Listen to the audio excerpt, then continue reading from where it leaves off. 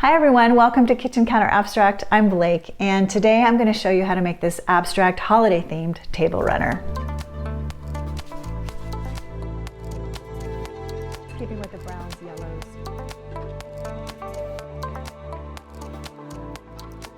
It's matte.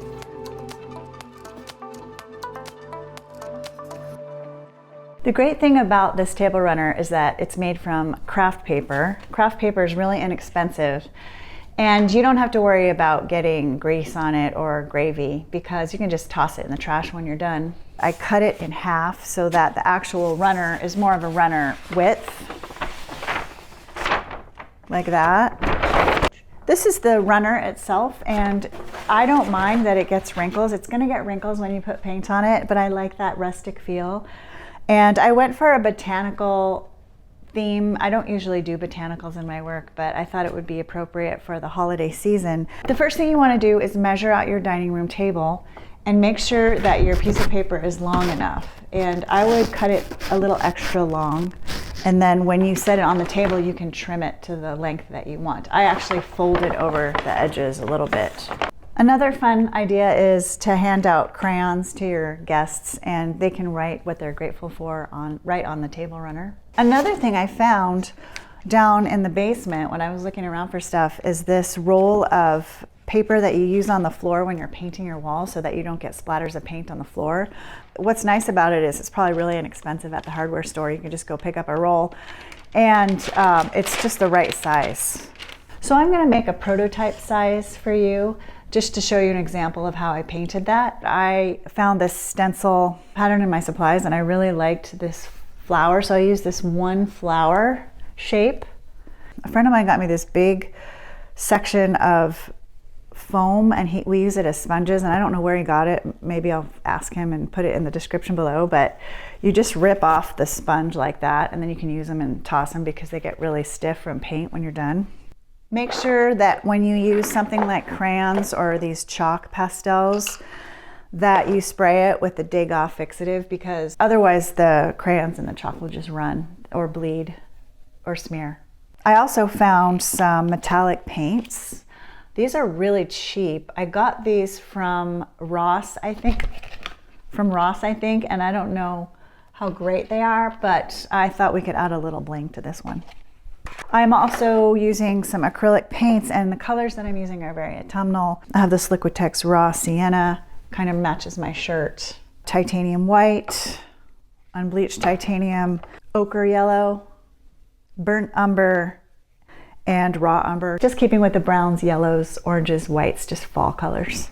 This brush is really old and the bristles are really stiff. I didn't wash it very well, but that actually comes in handy because I was able to create that white puffball texture for those flowers. And I also have my calligraphy brushes that I like. So just a variety of art supplies, whatever you like, and we're ready to go.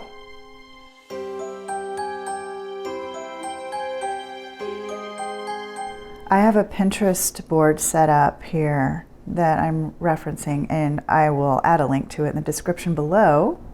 I think it's a good idea for you to do this. You can pick colors you like. They're going to be different from mine. These are cute.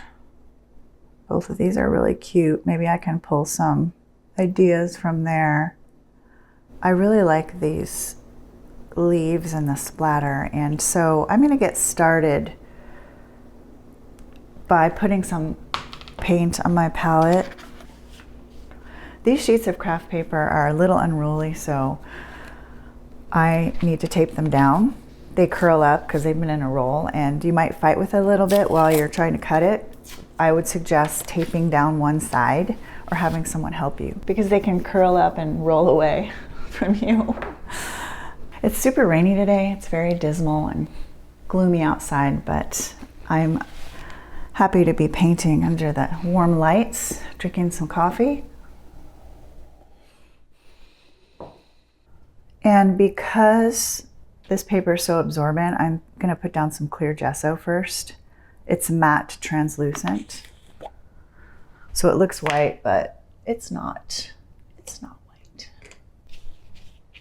In my painting and books episode, I got a few comments from people saying that I should use gesso on my book pages, and I had not thought of that, and I think that's a great idea because it would make the paper a little bit thicker, stiffer, because some of those pages can be pretty thin.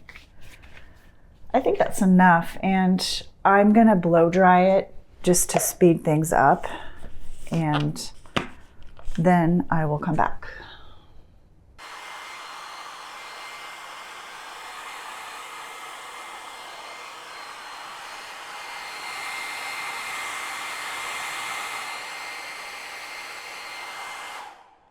I think that's good. And this gesso will leave a little barrier so it doesn't, the paint doesn't absorb and the water doesn't absorb right into the paper. So for the long runner I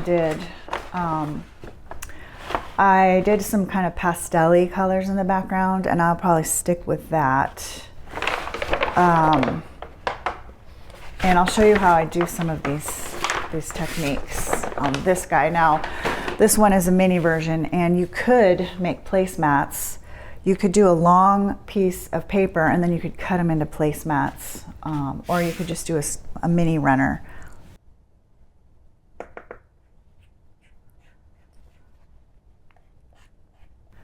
I don't know if you can see that color, but I just love that color. And I'm gonna add a little more white because if I don't, it's almost gonna match the paper. So it has to be a little different from the paper, or else what's the point? I'm gonna try this mop brush instead of the calligraphy brush because this fine tip on here will not spread the paint as well. So just get some swaths of pigment on here, and yeah, this is sticking way better on this gesso than it did on the first one I did. And it's gonna wrinkle, this paper, because when it gets wet, but that's okay, I like the wrinkles. Let's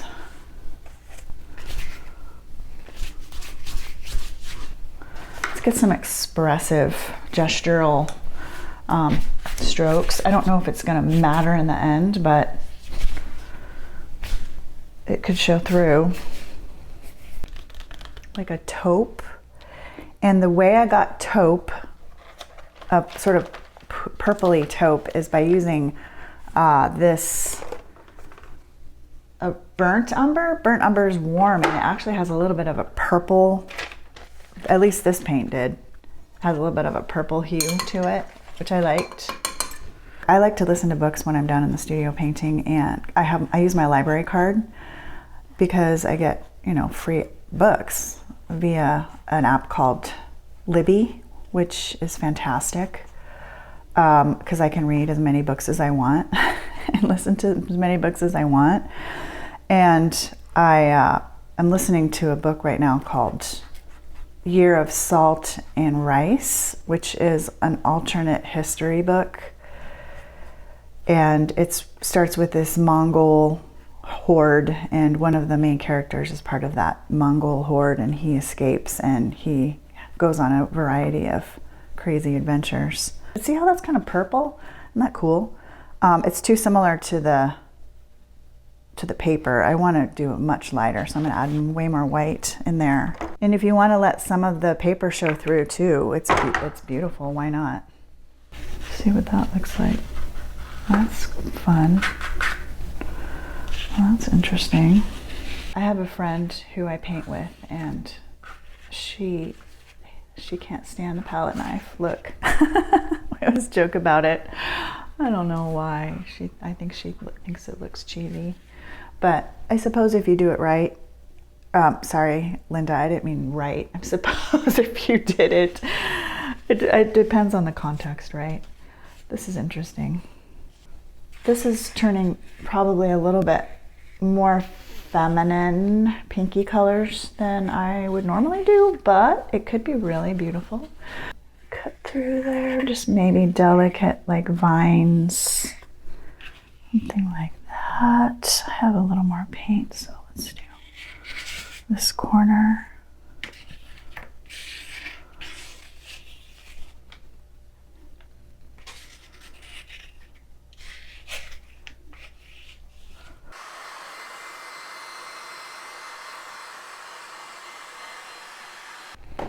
While that's drying, let me just look at the Pinterest board again here. I really love these those leaves on a vine there, and I also like these long kind of ferns. Those might be pretty, although that might be more of like a Florida Thanksgiving if you live in Florida, or somewhere tropical with palm trees and ferns. I'm going to use a smaller calligraphy brush. I have a couple. I have this one that's really fine. That might work. But this gets a nice tip on it, so we can try both. Raw umber, which is super dark, and some of that burnt umber again, just to keep the warmth in there. Warmth. My husband makes fun of me when I say warmth because he said warmth does not have a P in it. And I'm using my whole body for this. Paint's still wet on there, that's not good. You need to let that dry a little bit more. Hold on.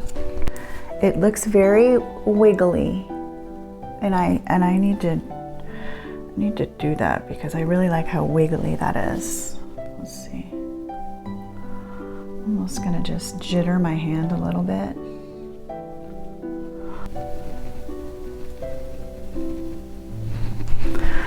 And try this brush. Let's see what that does. This project is really about all the brushes and all the different kinds of textures. Oh yeah, that's much better because it's finer, and I probably should have used that one. Oh, that's beautiful. Really random. Oh, so beautiful. Look at that. Looks like there's little stems coming off this, so there's already a cat hair in there. It always takes me a while to get used to the brush, handling the brush. It's kind of like the first pancake never turns out. But the second one and the third one are always pretty good.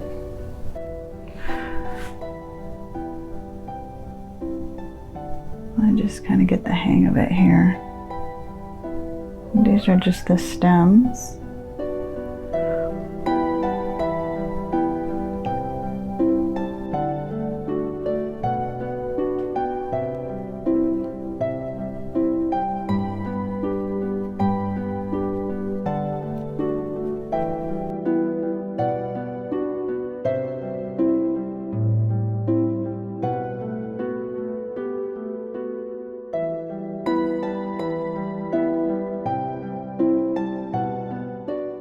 Got this really inexpensive, well, let's just call it what it is. It's cheap. It's cheap metallic paint from Ross. I always go and look in their art section. It's metallic paint and it's not very good. It's just doesn't have a lot of strong pigment in it. And I'll mix some of that metallic in there just for fun and see what happens. Okay. This is almost gonna look like a summer one, but you know, once you get all the turkey and the mashed potatoes and the table settings on there, it'll look great. So I'm just gonna dab it in there like that and see how that looks. A light touch.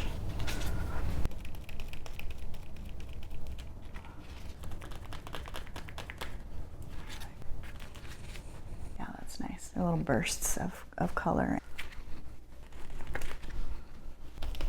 And I think it's fun if you have your kids work on, they can have their own, for the kids table. And they can join you in this fun project making table runners or placemats. So I have this brush that I've had forever, and it's like a really stiff bristle, which helps because then the water doesn't stick to the brush. So then get the brush really wet and load it with paint. Sometimes it splats back onto me and onto my glasses.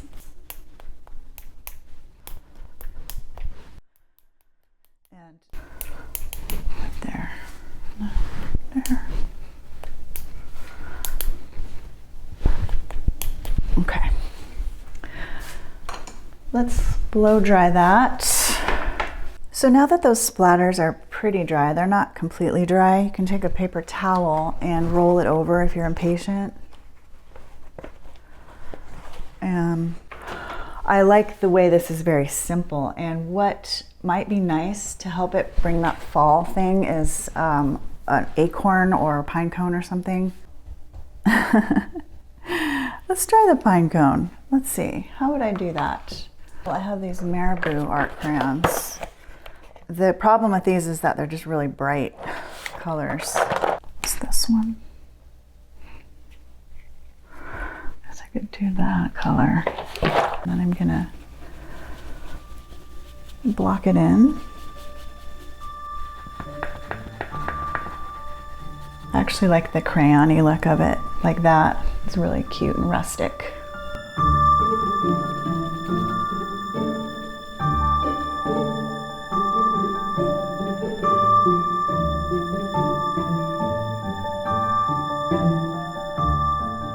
I think that's enough. Let's not get carried away, Blake. So there's a little top on it and then some crisscrossy lines. And what I'm gonna do first is spray my Dig Out fixative on it so that it doesn't bleed, and it also sort of fixes it to the paper so that I can go back and do the white on top.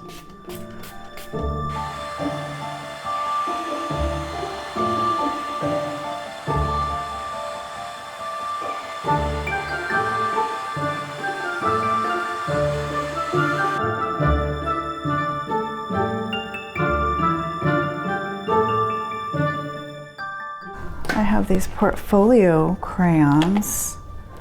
I don't know if those will work. This is black. Let me see. Yeah, that works. What do you think?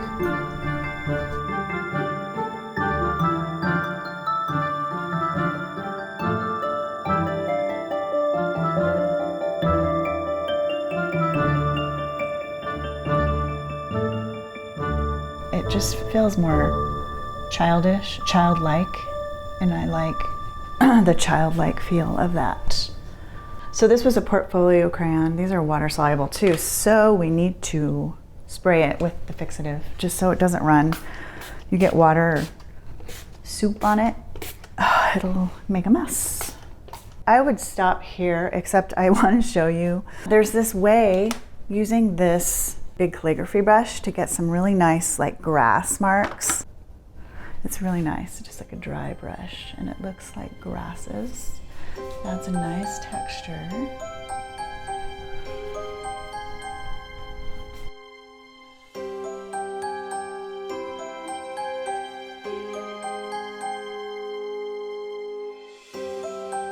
So I want to be a little bit more assertive with those strokes, so it looks like I mean what I say.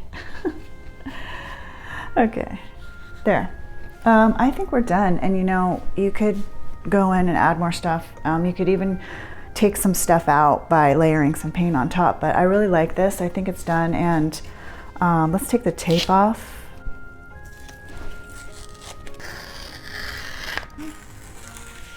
I would add maybe another layer of fixative on there and then let that dry, but I think it's really pretty.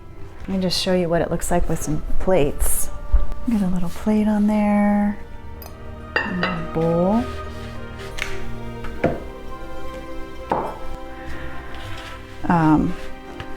Placemats. Then to flatten this, so take some water and spray. Just a bit so it gets damp, not too much. This is wax paper. And then I have some heavy books. And now just lay these on here. Once you leave that on there for like 20-30 minutes, you can take it off and it'll be much flatter. But a little bit of wrinkle, a little bit of organic is fun. It's nice. I hope you enjoyed that, and you know, you can make these for any season for your holiday table.